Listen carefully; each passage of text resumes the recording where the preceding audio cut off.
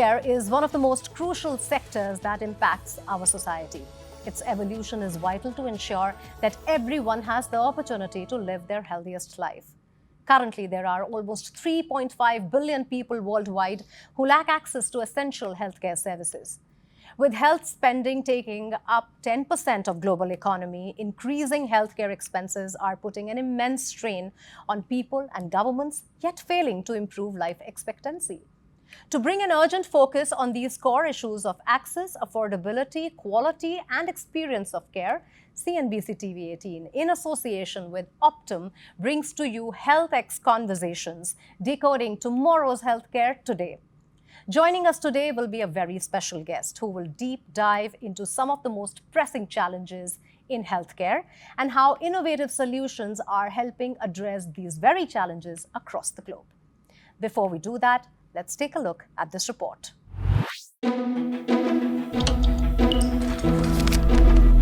Healthcare, a fundamental human right. But for millions around the world, it is still a distant dream. From rural villages to crowded urban centers, the challenges of healthcare are clear. Access, affordability, quality, and the experience of care. Remote locations lack basic medical services, and delayed treatments make access to healthcare a major issue in rural communities. Even in cities, overcrowded hospitals and endless waiting times often lead to worsened health outcomes. Along with access, affordability of quality healthcare is another pressing issue. High out-of-pocket expenses are preventing people from seeking essential care.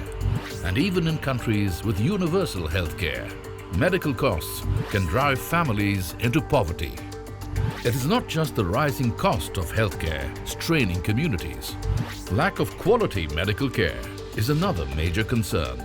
Inconsistent standards, outdated equipment, and the shortage of trained professionals can all compromise medical care. But then there's the experience of care. Administrative burdens are a constant drain for healthcare providers, leaving them with less time to focus on what matters most, their patients. However, innovation and technology is driving a healthcare revolution, with telemedicine breaking the geographic barriers to AI augmenting care efforts and mobile health apps enabling patients to manage chronic conditions and access crucial health information right at their fingertips.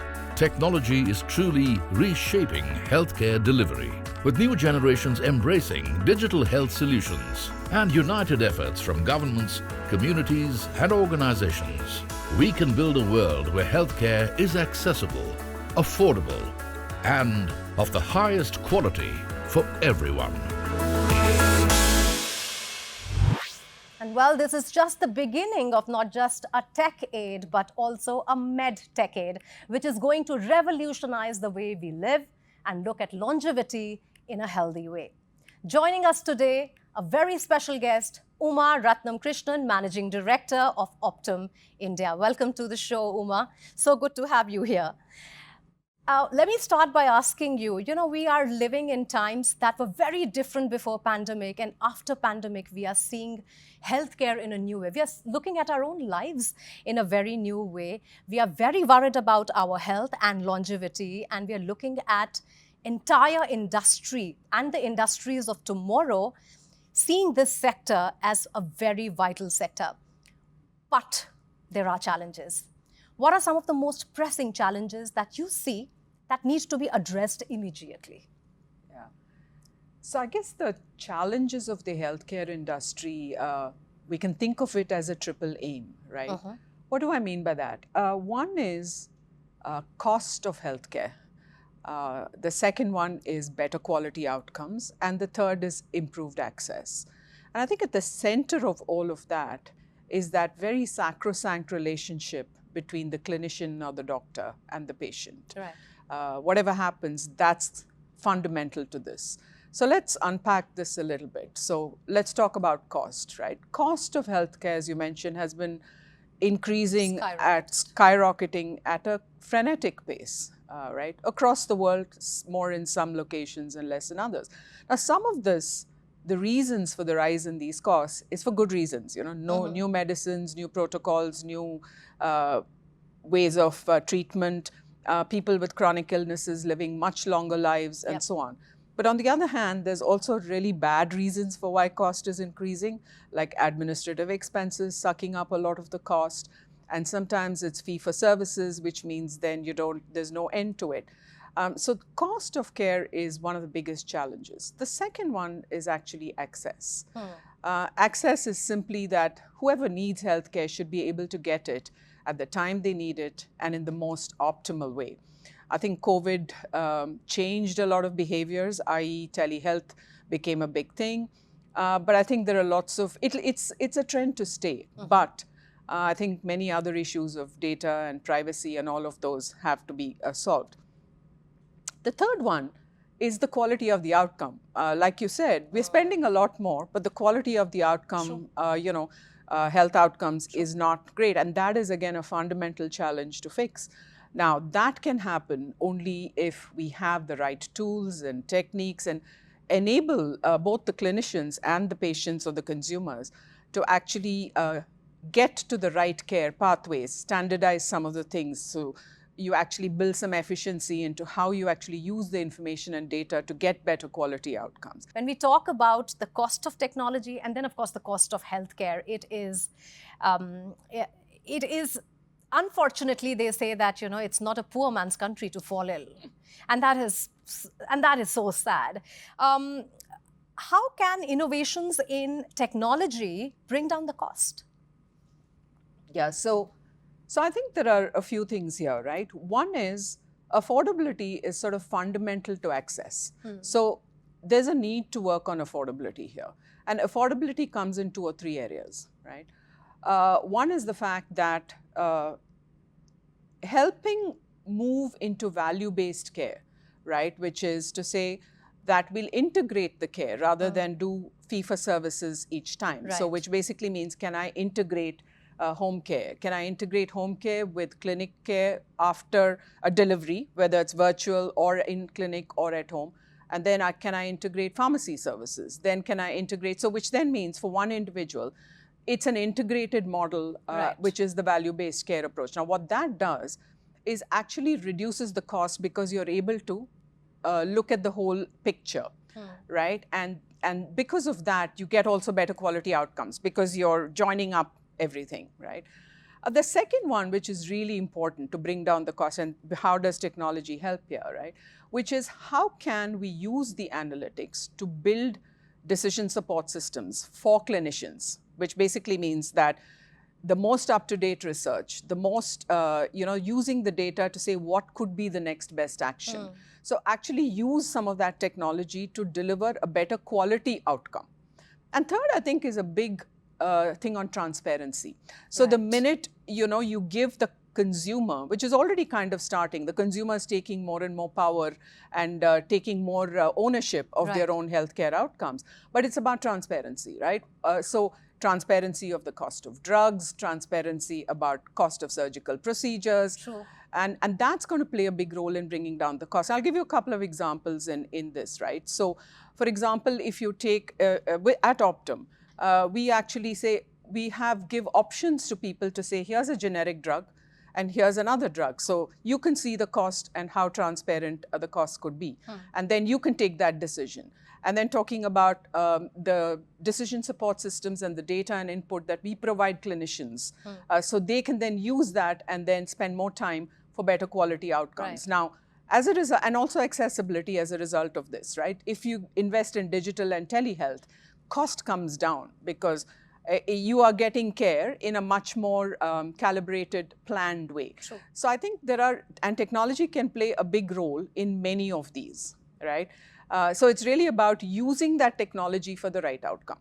Uma, while Optum India operates as a capability center, but what kind of technological innovations are you offering to the world? So Optum India, as a healthcare company, as a healthcare global innovation center for Optum, we are fundamentally focused on creating better healthcare outcomes. Now, and innovation is culturally what drives us to find ways to get better healthcare outcomes. I gave you some examples of what Optum Health does in the US market. Right. The Optum Health delivery is mainly in the US market. But what we do here actually helps us create much better outcomes for the global health outcomes in Optum. So let me give you, so we work with technology very closely in the Global Capability Center. It's a question of zero distance. So sometimes technology folks just do applications or fix apps or whatever, right? But the way we've actually organized ourselves is for the technology teams and the business teams to work together and pretty much at zero distance and actually look for problems in, to fix, which are actually outcome-related problems, right? Which is how can I better the healthcare outcome? That's the objective. It's not just about fixing something, fixing a technology platform. I'll give you an example. Again, this is from for the work we do for Optum globally. We get a lot of calls coming in from people who, people in our agents take calls where people want, and many of these calls are to fix appointments with doctors, right? And so the minute an agent gets a call saying, hey, I want an appointment with the doctor, then the agent has to do a whole bunch of things. One, first figure out where the patient's location is, where they're calling from. The second is, what are the doctors available in that area, right? Third is, are those doctors, is it aligned to the customer's insurance plan, and so on.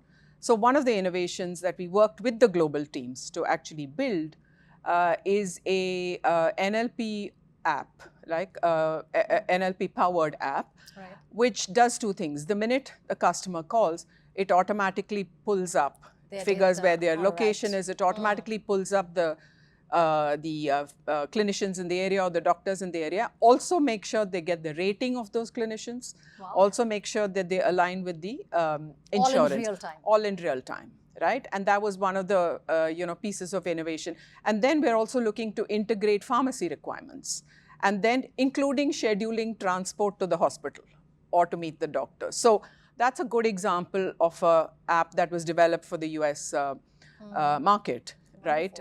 So yeah, and that happens with technology here, with our business and operations people and our global stakeholders. Wonderful. Lots more to discuss, but we'll quickly slip into a very short break. But stay tuned as we continue this insightful conversation with Uma.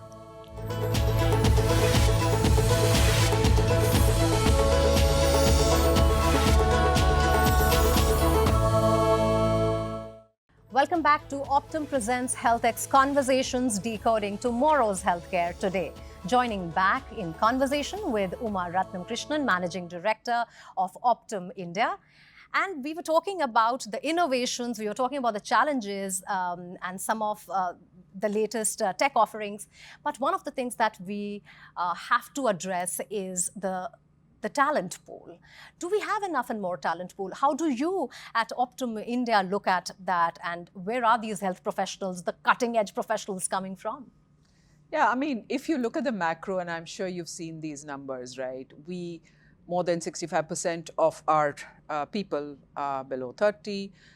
We're going to be one of the youngest countries in the world for the next maybe 30, 40 years. Yep. And we have 9.5 million graduates coming out every year. We've focused a lot on engineering, right? But the fact is we also have a lot of talent in the non-engineering spaces, which is not just the arts, but also the sciences and some of the medical, paramedical, and sort of ancillary disciplines, right? So the fundamental raw pool of talent is absolutely available.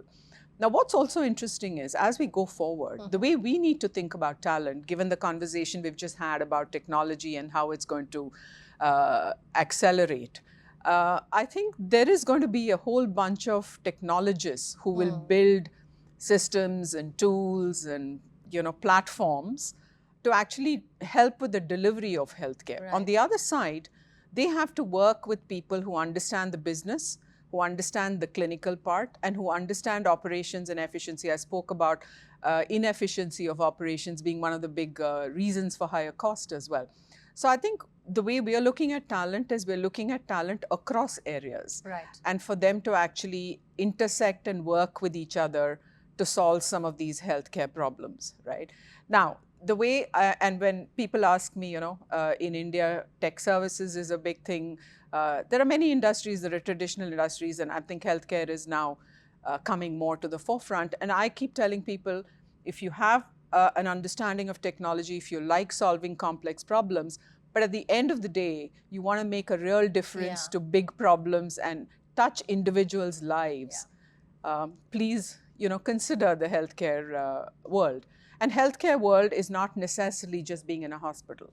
It's also working with companies like us, where you have a bigger opportunity. And why is that a bigger opportunity? Because you also work with our global teams, right, to understand different types of healthcare models, delivery models, and can work with global teams to actually build and solve some of the problems. So I think talent is exciting, but it's got to be, I think, intersected and work together and collaborate in the new world to build the healthcare models of the future. I think the young techies and the young talent pool also needs to be told about how purposeful and lucrative the industry is going to be, because it is the industry of tomorrow in a very, very huge way.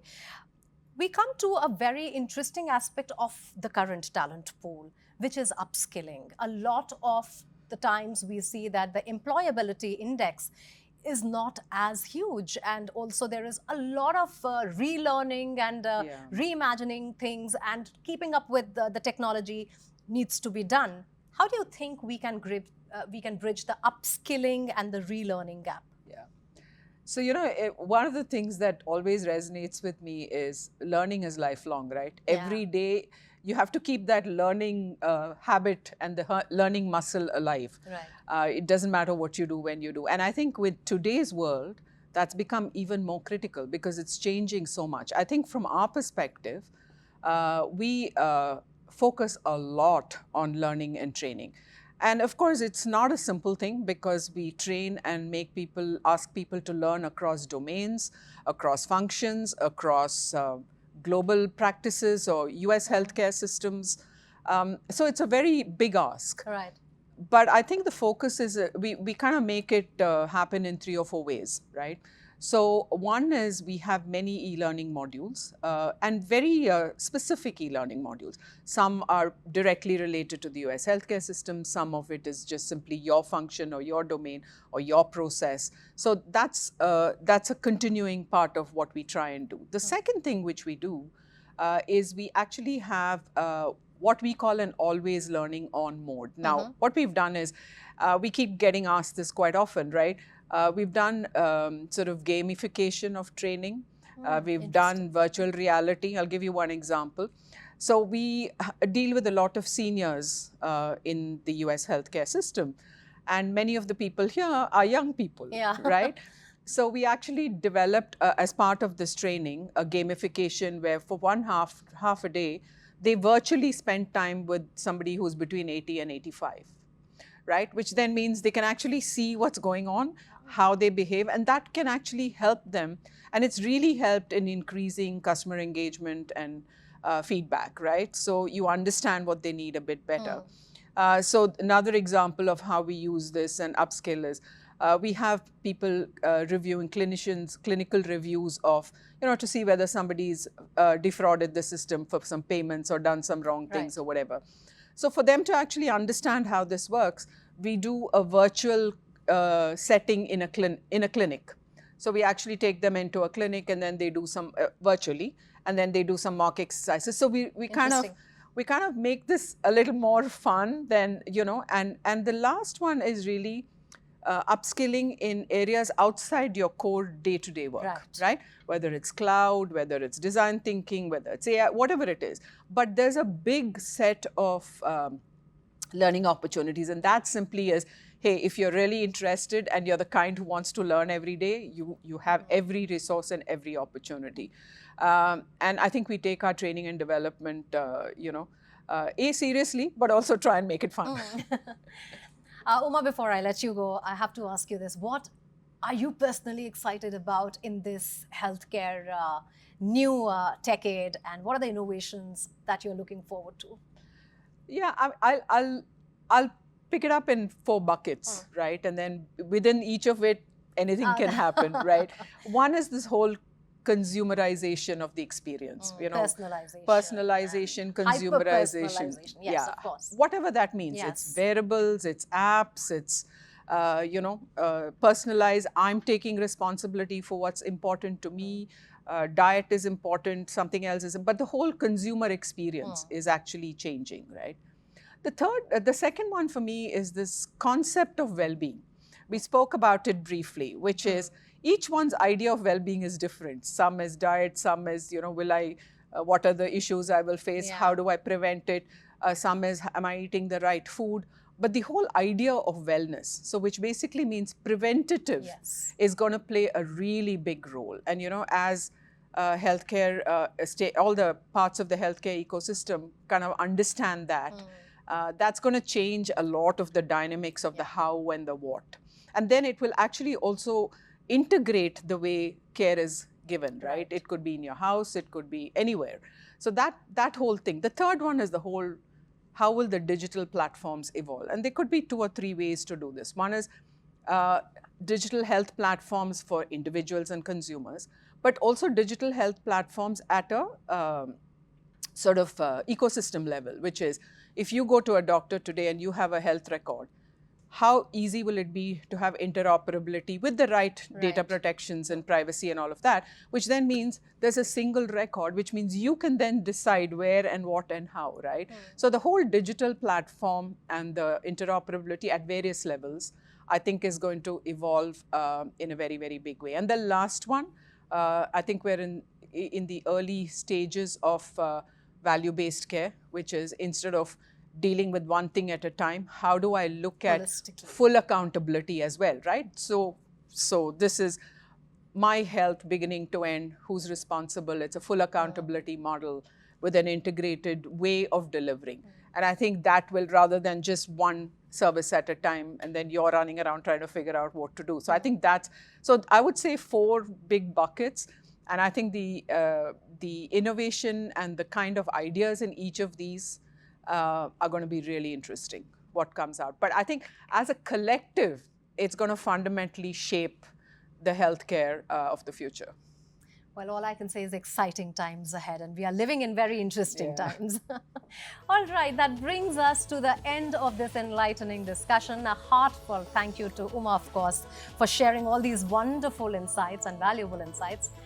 In the next phase of this series, the HealthX Dialogues will take us to the campuses of India's premier management and engineering colleges, where leading healthcare innovators, experts and founders will offer deeper insights into how innovation is reshaping the global healthcare landscape and engage with students on some critical questions such as, are we inspiring young talent to make an impactful difference in healthcare? And is the next generation of leaders ready to bring fresh ideas to transform healthcare? Stay tuned and thank you for watching.